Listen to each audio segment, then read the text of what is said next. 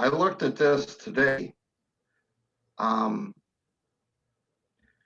and saw there's a lot of stuff in here that was kind of supposed to be entertaining, filling for when you're talking to a room, but because this is made for the Naperville RPM.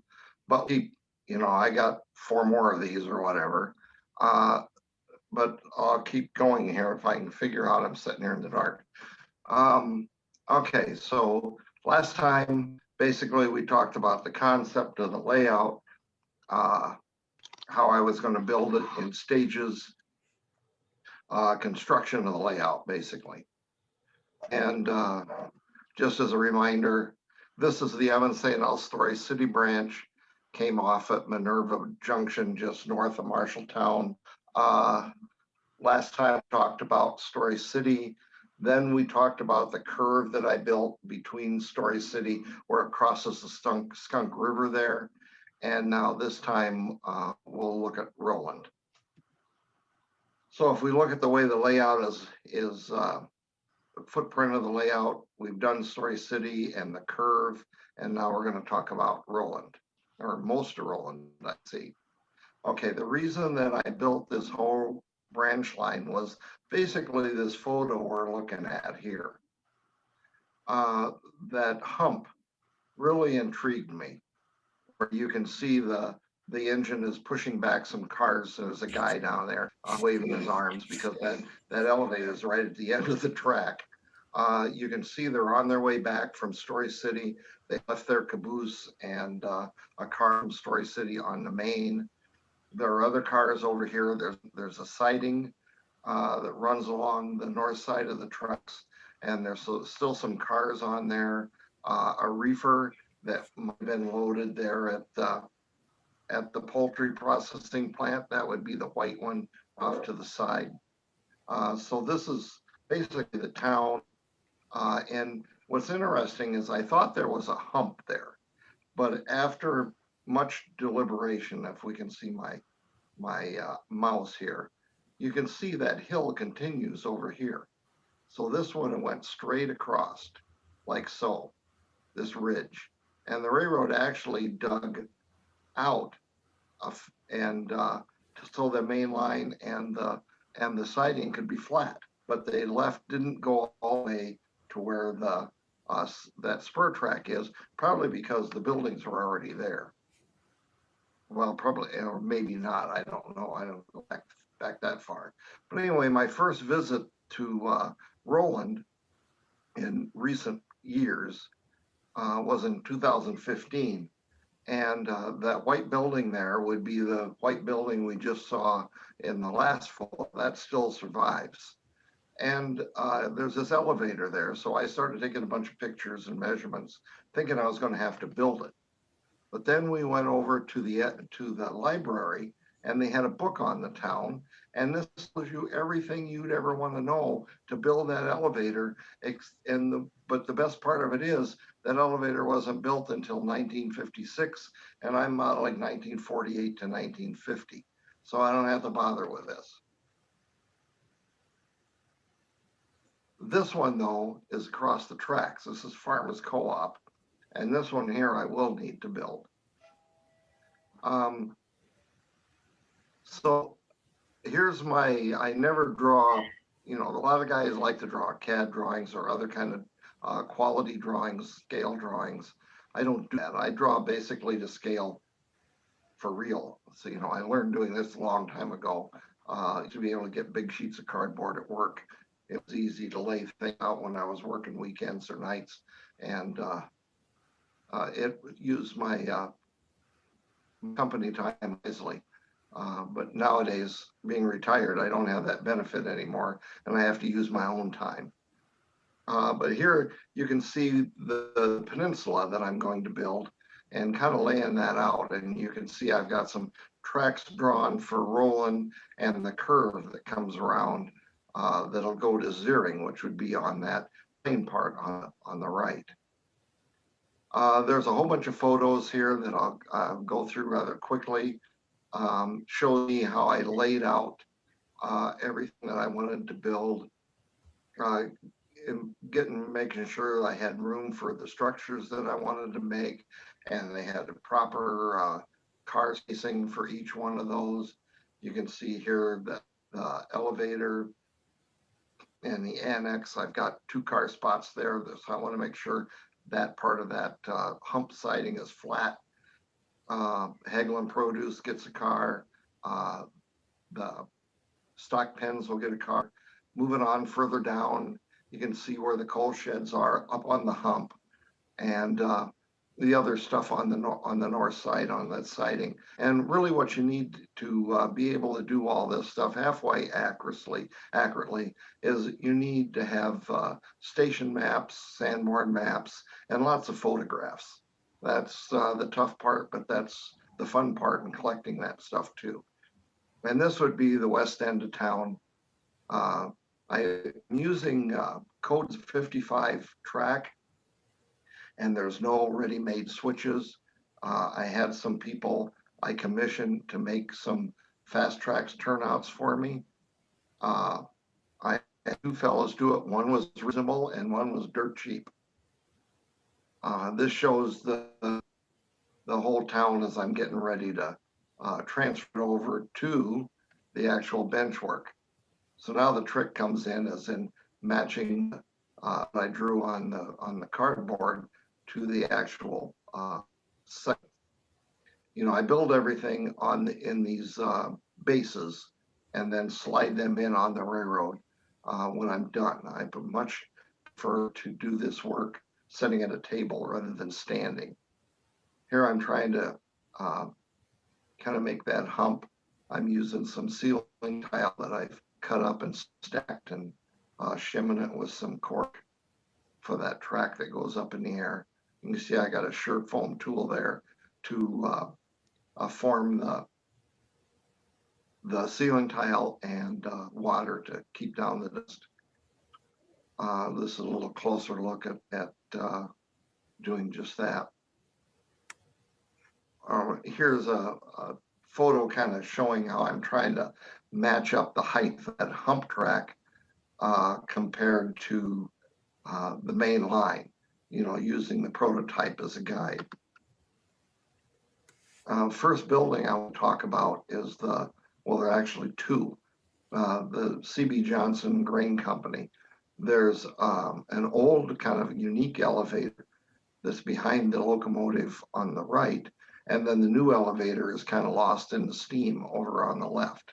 And for some reason, I guess it was the only space available, but they built that elevator right at the end of that spur. And so, you know, you think, well, that's only good for 1 car. I'll talk about that a little more in a bit. First, we want to delve into this one here. This is kind of a neat thing, and I thought I would build it.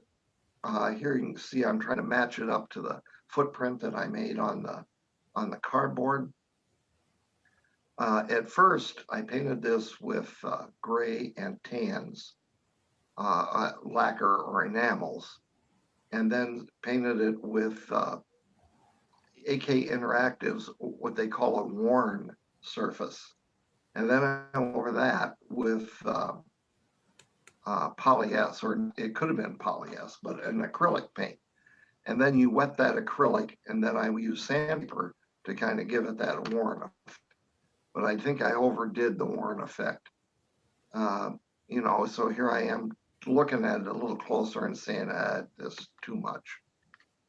So basically, I went over and gave it another light coat of the box or the barn red, and I like this finish a little bit better.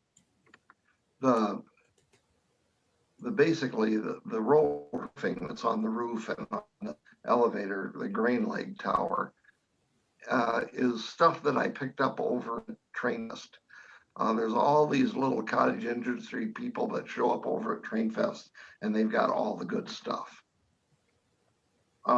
This shows a picture of it, just a photo of it in the background, kind of. And then this is some kind of fun stuff that I added in here because I'm trying to prove a point. You know, there are people that try to be as prototypical as they can. Then there's other people that are fine making things up as they go. But if you're trying to stay sort of with the truth, but want to fudge a little bit, I call that embellishing. And how do we embellish? So let's say that we go on a fishing trip or go out fishing on the weekend and we catch a fish like this. Okay, but when you go back to work on Monday morning, you tell your buddies you caught a fish like this. And that's what I consider embellishing. So now, the first thing we're going to embellish is this hopper car. This is a Bowser kit given to me by Jason Plocky. These cars traveled the country with phosphate from Florida in them. And what's interesting here is this car was given a reweigh of 76. It has a built date of 440. So I was a bit confused. 440, I believe, is an old car, 1958 square catch job.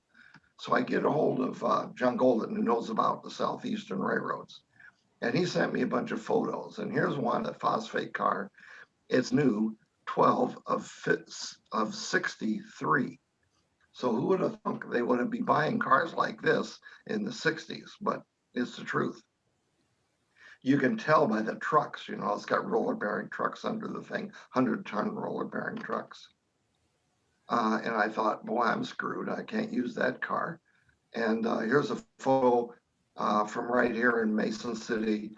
The trolley's pushing one of these cars back over, probably to the M and St. L, to be sent back down Florida.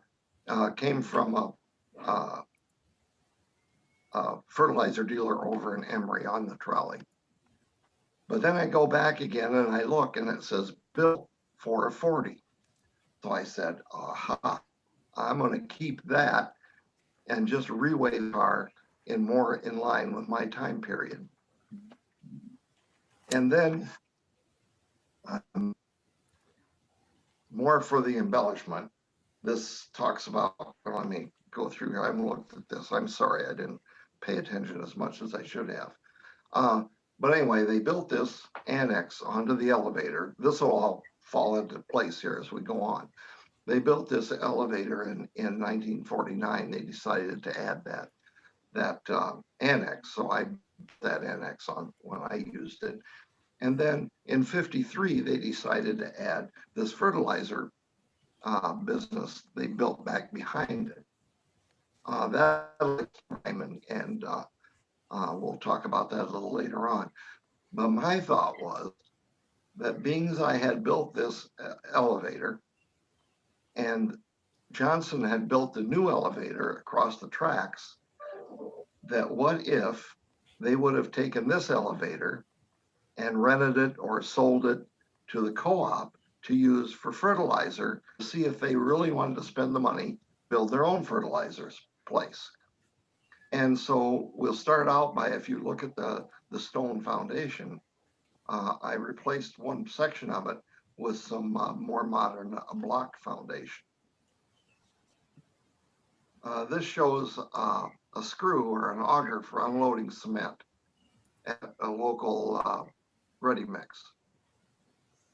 You can see there the screw under there it's got the round cupped bottom so that match the flights on the screws so you don't get a big buildup. It has a bearing sticking out the end. There's a sticking out with a bearing on it. The bearings were always sleeve bearings, and they need to be greased periodically. That was so if you put hot material in the screw could stretch and the shaft could just run through the bearing. You can also see, because they're unloading cement, they have some canvas boots they can bring up over the gates under the hopper to the dust down. So anyway, I want to make something like this. So the first thing we have to do is dig out the homosote, which is a real pain. And then I build a trough, going to be concrete. And once I get that made concrete by making it gray, I add some I-beams down at the bottom to support the screw. And I've got two basically spout gates where they can hook up to the hopper car can dump into. And then you'll see I made a bearing and a shaft sticking out the end. That, if anybody's ever built any resin kits, the spirits on the resin kits come to basically a sheet, a thin piece of resin.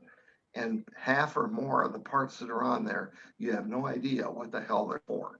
But I throw them away, and I use one of those parts off of one of those sheets to act as my bearing and shaft sticking out. So they do have use.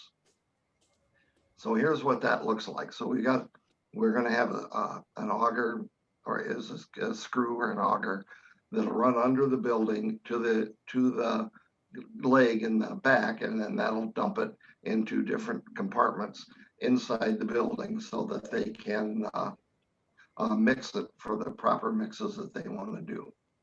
So here's that car again now, and it's been reweighed for a Florida reweigh station for 1948. So I've got mud covered, so to speak. Jason also gave me this really nice Intermountain potash car. And you can see that it's a much better quality car. It has all the latching for the hatches and grab irons. I don't want the poor Bowser car to feel bad, so only one of them's on the layout at a time. A commercial break. This goes back because this layout was going to be featured in one of these magazines. That was anyway. I had some guests and visitors over once, and I showed them that this is a blow up of a bigger photograph. And I'm not sure, it could be this White House or the one in front of it that you can't see. One of the guys grew up in, which I thought was, he says, I know that house. I grew up in that house. But what I'm looking at here is the two elevators back here. And what I want to do is the silhouettes of the two elevators. I want to use that one that I've already built and use that as a guide to make the new one. So here you can see I'm use a cardboard mock-up to start with to try and get it right. And I don't know if I used this one or made more to get where I wanted to get. But another thing you can see on the back, I don't do the backs of my buildings, just use plain sheet styrene. And I paint airbrush all my paints as if they're Floquil. And because I don't have Floquil anymore, I still persist to pretend they're Floquil. And acrylics don't like to be sprayed like Floquil. And as you can see, the stuff run. And so therefore, I have nothing to do with acrylics. I hate them. Anyway, here's the elevator that's going to get put together here in a minute. This shows the supports that I did on the inside to kind of hold the building square when I put it together. And here it is when it's set in place. You can see in this probably late 60s, early 70s photo, probably 70s, I would guess. There's been an annex added on to the elevator. And you can also see, if you look over to the lower right, there's been a big fertilizer complex built. And so things are going well for the co-op. One thing I was wondered about is, being this was built at the end of the layout, only loading one car at a time. But if you'll notice, after a while looking at this, there's this pipe that comes out of the side of the elevator, comes down, and for loading a second car. And I believe if you look at that photo, there are two box cars sitting down there. This photo shows that after they built the annex, they still added another pipe coming out of the side, looks like for filling hoppers at that time. So I added a pipe out the side too, and built a little platform for the guys to use when they were putting in the grain doors and filling the car. This photo I want to point your attention to is the guy that took the photo. That's his bicycle back there. And the end of the track is for a bumper is a pile of rocks. So I put a pile of rocks at the end of the track. And then when I went ahead out of the ground foam, I basically covered them all up so they can't see them. But I know they're there. Next building up is the Hagelin Produce. Lots of friggin' windows, lots of vents on the roof.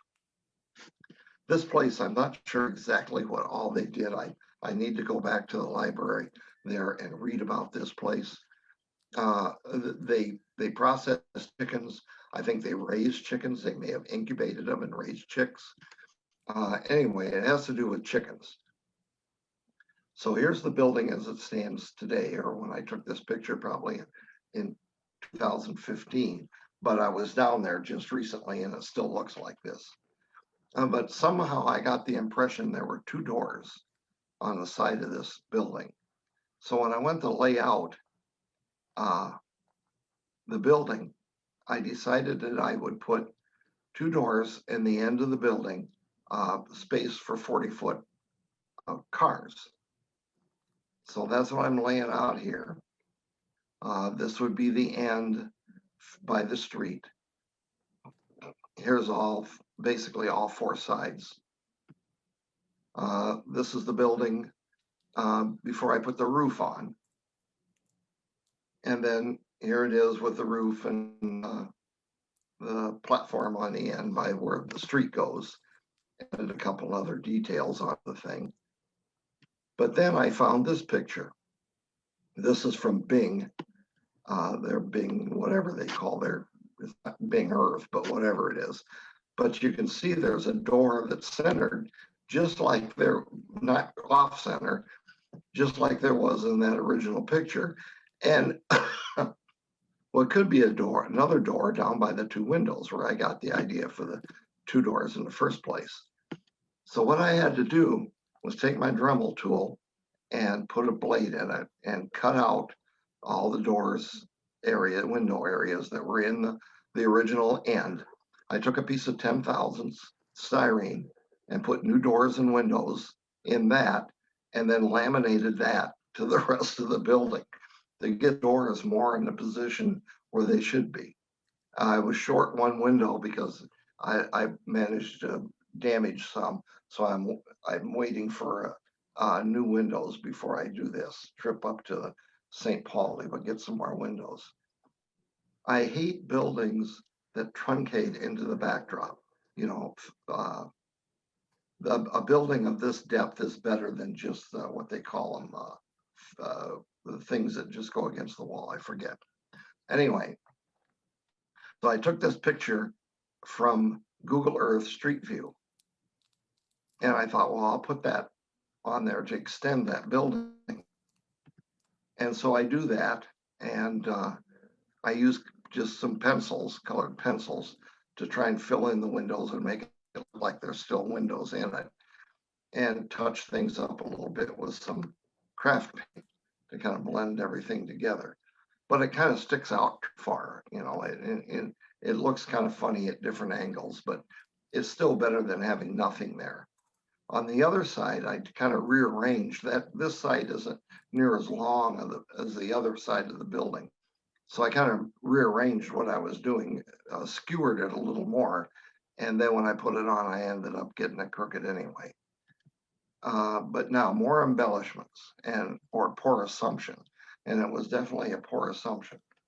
I knew I had this information that you're looking at here, where they retired the stock pens and they constructed a portable chute. And then they retired that chute. It lasted from 43 until 56. But I had no idea any more information than that. So being as Gene Green is the holder of the MSNL archives, I asked him, the AFEs asked him if he could fill me in on this, but I didn't wait for him.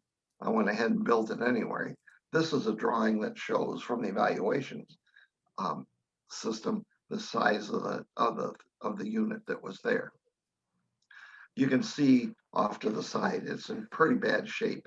In 43 went or so when this picture was taken, kind of run down. So what I did is I basically made it like it had been torn down or fallen down. And then I built this chute to put there to occasionally load or unload cattle.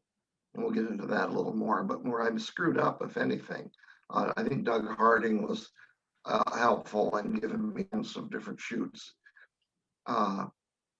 Is the two concrete weights that would be used to lift the chute up for like a second layer on a stock car.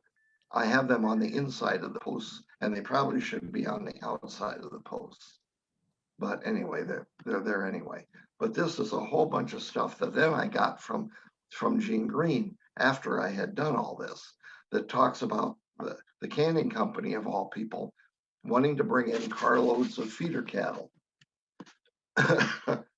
And this is more talking about, what exactly it is they want to do. The stockyards are not fit anymore to be used, and they would either have to repair them or rebuild them. And this goes on and on and on, and they start putting a cost analysis to it. And eventually they decide that they're going to put a portable chute down at the canning company.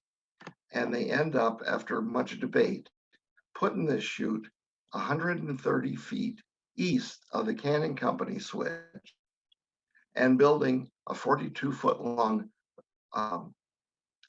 alleyway to get back to the company's feedlot.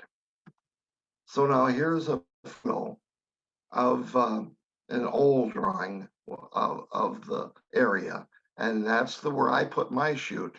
And actually, it should have went down where the arrow was pointing, and they would have just unloaded the cars while they were on the train. In this picture here, even in the 50s, you can see the alleyway east of the complex there. Next, we'll talk about something that turns out a little better. There was a Standard Oil dealer, a small one, but it was there. You can see even in this 70s photo, the little complex is still there. So I just used a couple of tanks and then put everything else on the backdrop. We'll use a photo that I took of a building in Goldfield, Iowa, and then I went searching on the internet to find some other stuff. So I got this loadout shed off the internet. There's also, by studying these photos of this along that siding there was a corn crib and a bunch of grain bins. So I went ahead and found a picture of some grain bins, found a picture of a corn crib, plus the other two photos, and I kind of stuck them together and blended them together, and then printed them out. And here they are setting behind to see exactly where I wanted to fit everything in. Yeah, here it is again. Now I've added some plumbing for the tanks. The valves that I get, you go to train shows, and while everybody's looking at the latest locomotives that come out, I run and rummage through all the packages of SS Limited parts or Cal scale or precision scale, like these valves that I used were for steam engines. Just some. So this is what this looks like basically when it's done.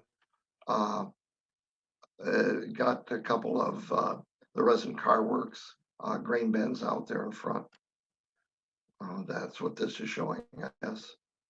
Now, also, this is the north end of Main Street in Roland. This is off Google Earth Street View again. So I made a copy of that and then added it to my street, and then kind of blended everything with some pan pastels and craft paints. What else is neat in this photo? These old sheds over here. Those things are really kind of railroady. So I wanted to build those. So I took the weekend that I should have went down to Cocoa Beach and didn't. And while I was sobbing in my beer, I built these sheds. That was the rail side. This is the side you'd see from operating the railroad. And then here it is set in place. Back to that complex, and basically the farmers co-op elevator. Here that is with the annex being. I added a ladder in the door and the walkway out on the end of the annex, just for some excitement. Here I'm trying to fit the damn things together. Putting these pieces together is not really easy, especially when you're trying to add like TG walkways, and I made the screw conveyor, and I even went so far as to put archer rivets on the lid. So this is basically what the town looks like between the two elevators. You can see, being the elevators are truncated at the aisle, I just left the back of them plain. Next thing up is the depot there. This is the depot in Emmett St. L days.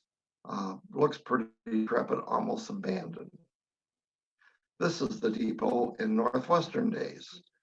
You would think it would be just the opposite, but Northwestern took a little more pride in the branch line than the Emmett St. L did.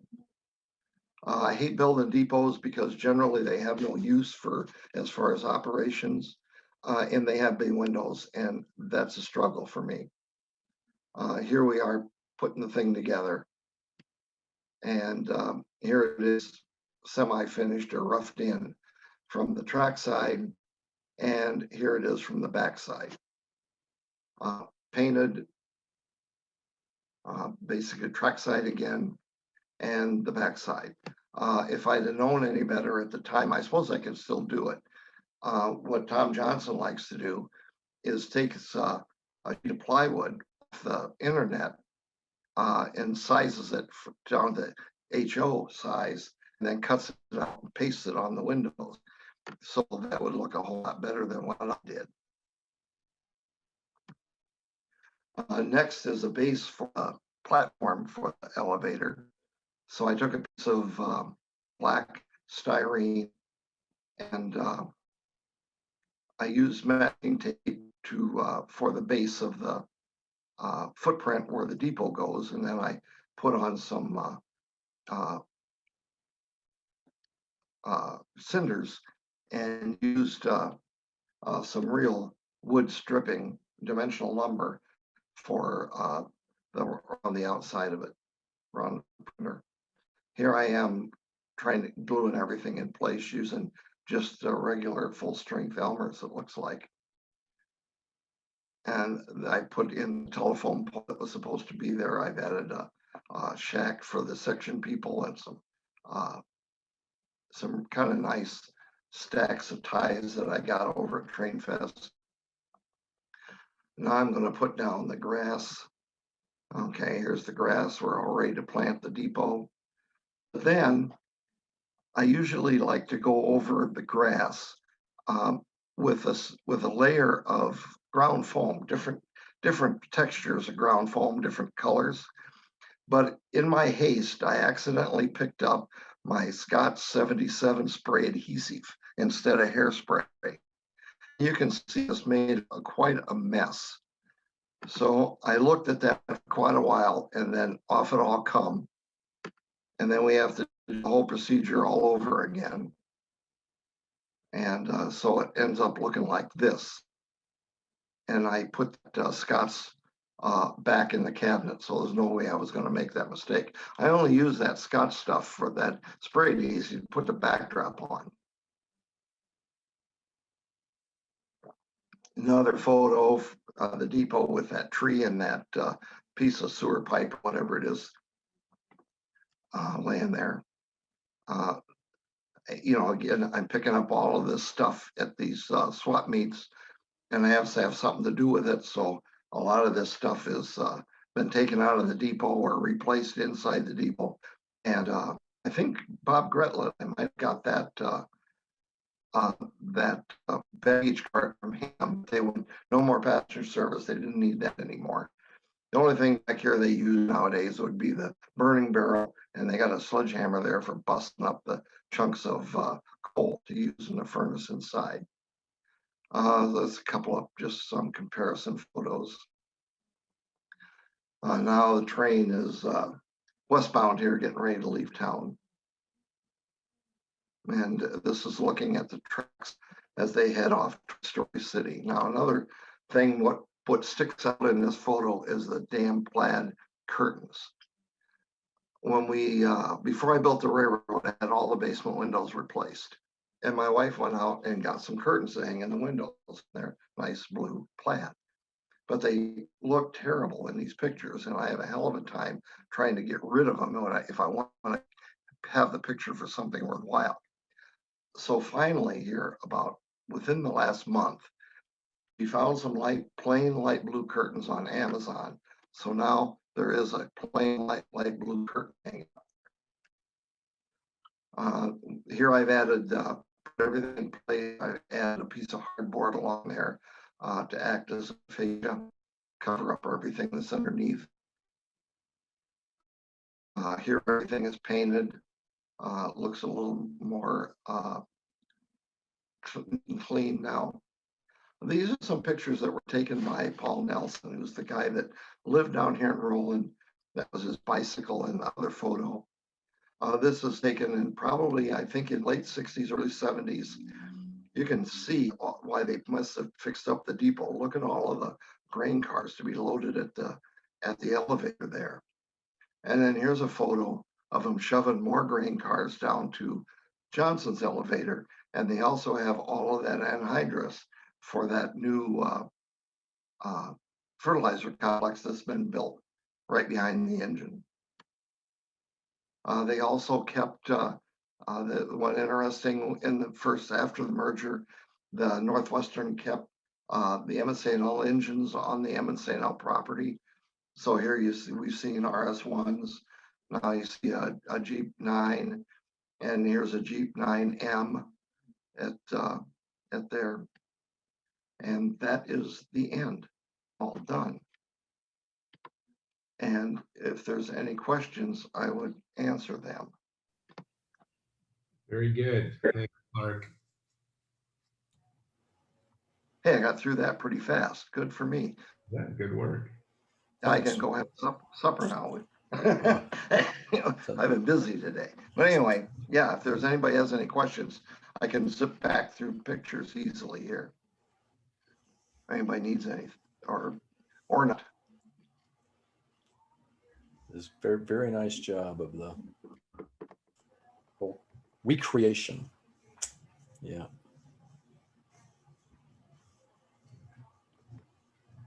Yeah, well, yeah, if you want to see more, I've got probably 1, 2, 3, at least 3 more of these things where I built the 2 other curves that I have and zeroing. So sometime in the future, if you want to look at more of these, we can do that. Absolutely. Well, we're going to have Ron next week, Ron Gilson. So we're looking forward to that. Hey. And then maybe we'll have Clark the week after that, or if anybody else has got anything they want to present, just let me know and we'll get you on the schedule. In June, starting on the week of June 7th, we'll move to Tuesday nights for a couple of months. And that's because I've got a graduate class I got to take on Thursdays. And then in August, we'll go back to Thursdays.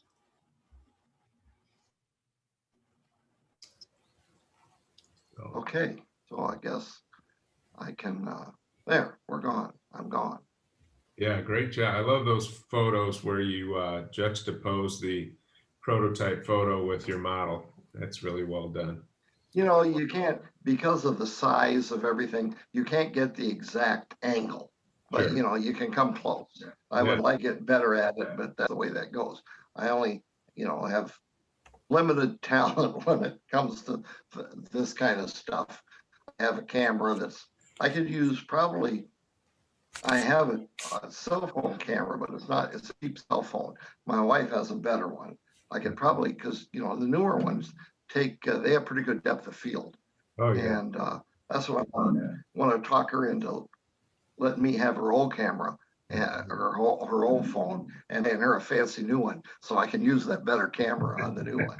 But that happened. She likes the one she's got. Yeah. Very good. Well, thank you very much, Clark. Thanks everybody Yeah. for coming.